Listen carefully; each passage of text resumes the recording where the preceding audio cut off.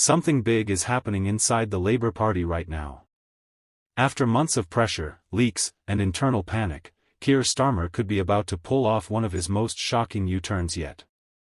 It's a move that's already dividing his own MPs, sparking outrage among voters and raising serious questions about what Labour really stands for. But this time, it's not about taxes or benefits or even immigration. It's something far deeper. Something that could change the way free speech works in Britain forever. Let's break this down, but first, hit the like button and subscribe to the channel for more. The Labour government might be heading straight for yet another U-turn. And this time, it's over one of their most controversial proposals yet. After months of pressure, leaks from Whitehall now suggest that senior ministers are quietly backing away from Labour's so-called Islamophobia law. A piece of legislation that critics say could bring blasphemy laws through the back door. That's right. Britain, a country built on free speech, was about to introduce a law that many feared could criminalize criticism of religion. And now the panic has set in inside Number 10.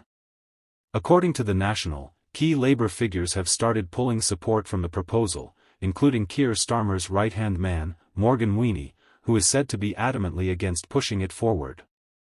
Sources close to Downing Street told reporters, it's not that it's been watered down. It's that they're completely changing it. The approach has been toughened up because we're not going to create a blasphemy law, which the government believes is fundamentally wrong. This all comes after the law was originally championed by none other than Angela Ray back when she was still in Starr's inner circle before being effectively sidelined.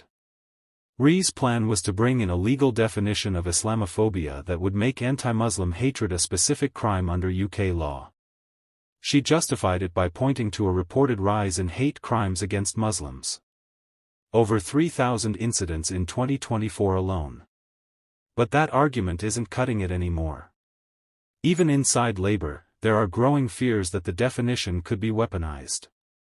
To shut down debate, silence criticism of radical ideology, and ultimately create a de facto blasphemy law. During a GB News discussion with Olivia Artley and Charlie Peters, Fayez Mogul, founder of Faith Matters, admitted there's a serious divide within Labour. He said, and I quote, "It was clear Angela Rayner was okay with such a definition going through. Steve Reid is not, and I think there is going to be a split.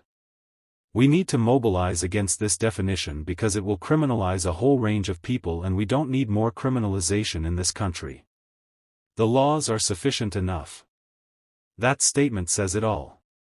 Labour MPs are now fighting amongst themselves, not over how to defend free speech, but over how far they can go to protect their ideological allies. At the Labour conference in Liverpool earlier this month, Communities Minister Steve Reid practically confirmed what many already suspected: a U-turn is coming. He told attendees, "Paramount in my mind would be the need to protect free speech. That must come first. We won't allow the introduction of blasphemy laws by the back door." Now, that's a pretty dramatic shift from the tone Labour had just a few months ago. It's the government admitting quietly that Britain doesn't need new speech laws. It needs to start enforcing the ones we already have. But this latest reversal isn't just another policy tweak. It's part of a pattern. Because if you've been keeping track, Labour has been flipping on major policies since the very start of the year. Let's recap. In January, Starmer's government made a humiliating climb down over winter fuel payments after furious backlash from pensioners across the country. By June, Labour caved again, this time on their refusal to hold a national inquiry into grooming gangs. Public outrage forced them to reverse course. And in July, they performed yet another U-turn. This one over welfare cuts after campaigners and even Labour MPs revolted. And now here we are looking down the barrel of a fourth major U-turn in less than a year. Each one tells the same story. A government that's completely reactive, terrified of backlash, and utterly incapable of standing on principle. Political commentator Eve McQuillan summed it up perfectly on GB News. She said it may not cause a rupture in Labour, but for some MPs, this looks like Labour moving against its moral principles, especially on anti-discrimination. Speaking during his GB News programme, the Reform UK leader expressed alarm at what he sees as a growing government appetite for surveillance and control, urging the public to remain deeply skeptical about the true intentions behind the initiative. It is very, very important not to believe a single word that Karma says. Farage told viewers, accusing the Labour government of expanding the scope of the scheme under the guise of administrative reform. The cat is out of the bag, he said, pointing to comments made by Labour's Work and Pensions Secretary Liz Kendall, who had recently defended the proposals in the House of Commons. Kendall told MPs that the introduction of digital ID is about far more than replacing numerous bits of paper, arguing that the policy is designed to modernise the relationship between citizens and the state. It's about changing the way the state interacts with its citizens. The second reason for introducing digital ID is to offer greater security and actually greater control over your own data, she said. But for Farage, those remarks revealed something much darker about the true intent of the policy. It's about changing the way the state interacts with its citizens. I find that sinister, he warned.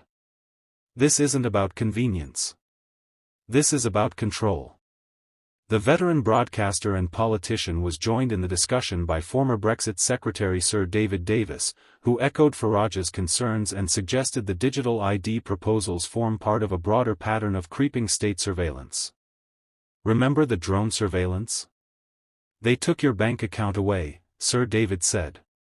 You know why? Because they wouldn't tell you, would they? That was the point. They wouldn't tell you. Farage responded by recalling his own experience of being targeted by authorities, saying, "But in the end, I got the information and I won. Can we win this battle now?" His question underlined what he sees as a critical public test, a defining moment in the fight between individual freedom and growing bureaucratic oversight. What are your thoughts on what we discussed in today's video? Let me know down in the comments section below. If you've not yet already, make sure you do drop a like on this video and subscribe to the channel for more British content. Thank you. Take care. Goodbye.